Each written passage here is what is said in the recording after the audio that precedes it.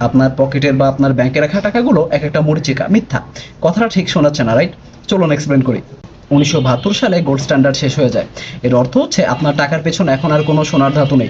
তাহলে আছে এটা কি? উত্তরটা হচ্ছে কিছুই না। আপনার টাকার পেছনে একদমই কিছুই নেই। পুরো জিনিসটা একটা মরীচিকা ছাড়া আর কিছু না। বর্তমান অর্থনীতিতে আপনি যে টাকা দেখতে পাচ্ছেন একে বলা হয় ফিয়াত মানি। ফিয়াত একটি লাতিন শব্দ, এর অর্থ হচ্ছে লেট ইট বি ডান বা করে ফেলো। তার মানে হচ্ছে আপনি যদি দিয়ে এখন আপনার টাকা দিয়ে সিলভার বা গোল্ড নিতে যান, কিচ্ছু পাবেন না। এখন আপনার মনে হতেই পারে আমি তো টাকা দিয়ে সিলভার বা গোল্ড কিনতেই পারি। আপনার টাকার পিছনের যে ভ্যালুটা সেটা আসলে নেই। গভর্নমেন্ট বলে বা আপনি এটাকে বিশ্বাস করেন, এই জন্যই এটার ভ্যালু আছে। পুরো জিনিসটা জাস্ট একটা গেম ছাড়া আর কিছুই না।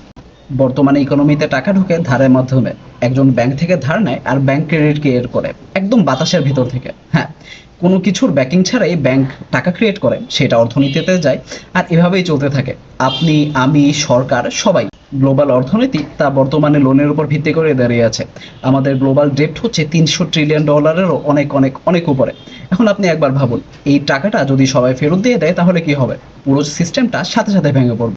এবার আপনি একবার ভাবুন, আপনি পকেটে যে জিনিসটা নিয়ে ঘুরছেন সেটা কি একটা টাকার নোট নাকি একটা মরীচিকা? এর কি আসলেই কোনো মূল্য আছে নাকি আপনি আর গভর্নমেন্ট ভাবছেন তাই মূল্য আছে? দিস ইজ রিফাত অ্যান্ড আরিগাতো ফর লিসনিং।